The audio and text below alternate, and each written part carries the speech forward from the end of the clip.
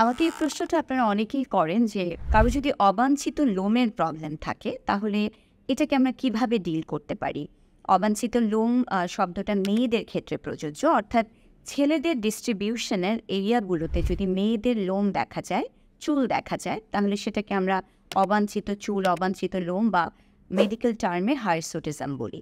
যেমন এই বিয়ার্ড এরিয়াতে, চেস্ট এরিয়াতে এবং এই আপার লিপের এই জায়গাটাতে। সো খুবই বিব্রতকর।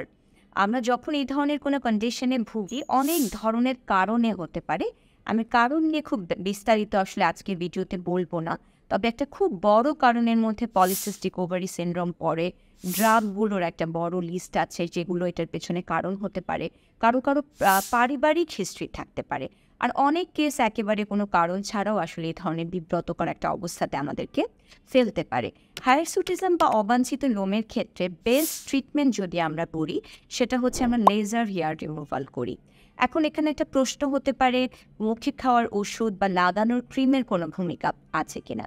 FDA অ্যাপ্রুভ যেই লাগাবার ক্রিম আছে, যে ওষুধটা বাজারে পাওয়া যাচ্ছে, বাংলাদেশেই পাওয়া যায়, আমরা রোগীদেরকে দেই, কিন্তু আমরা খুব যে আশাবাদী বা খুব যে ভালো ফল পাই সেটা আসলে হয় না।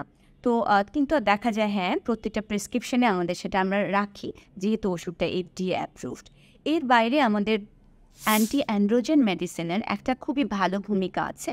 তবে এককভাবে যদি আমরা অ্যান্টি অ্যান্ড্রোজেন মেডিসিন যেমন স্পাইরোনোল্যাকটিন কন্টিনিউ করতে চাই হায়ারসুটিজমের প্রবলেমটাকে সারাবার জন্য, তখন এটা ডোজও যেরকম বেশি, এটা দীর্ঘমেয়াদী সেক্ষেত্রে খেতে হয়, কয়েক বছর। যেই ডোজটা আসলে টলারেট করা বেশ কঠিন একটা ব্যাপার হয়ে যায়।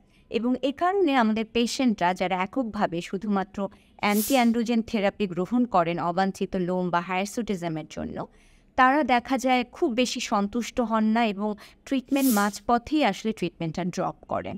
এবারে আসি লেজার যে প্রসিজিওরগুলো। সাধারণত বাংলাদেশের আমরা যেই লেজারগুলো করি হেয়ার রিমুভালের জন্য, ডায়োড লেজারটাই সবচেয়ে বেশি জনপ্রিয় এবং বেশ ভালো কাজ করে। এবং লেজারের ক্ষেত্রে কতগুলো জিনিস খুবই ইম্পর্টেন্ট আউটকাম পাবার ক্ষেত্রে, সেটা হচ্ছে কোন মেশিনে করা হচ্ছেন, সেই মেশিনটা কতটা কার্যকর, এবং দ্বিতীয় আরেকটা জিনিসও খুব জরুরি যে আপনি কার হাতে লেজার করছেন, যিনি করছেন তিনি একজন স্পেশালিস্ট কিনা, এ ব্যাপারে তিনি দক্ষ কিনা, যাতে তিনি প্রপারলি আপনার সেশন প্ল্যানটা করতে পারেন।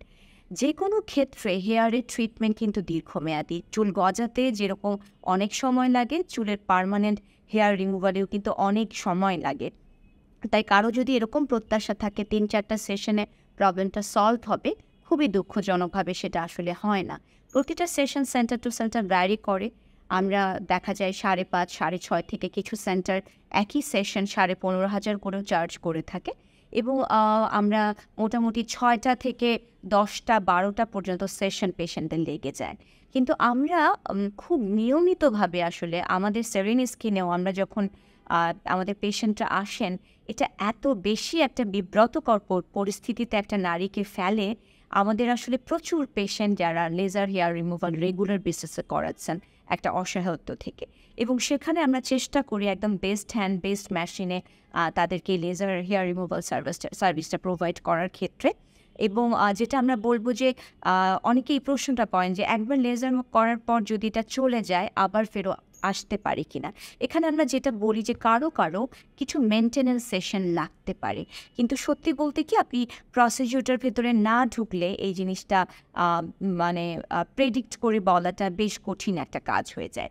তাই যারাই হায়ারসুটিজম বা অবাঞ্ছিত লোম বা চুলের প্রবলেমের ভুগছেন, তারা যখন ট্রিটমেন্ট অপশন নিয়ে চিন্তা করবেন, সেক্ষেত্রে ডেফিনেটলি লেজার একটা খুবই ভালো অপশন।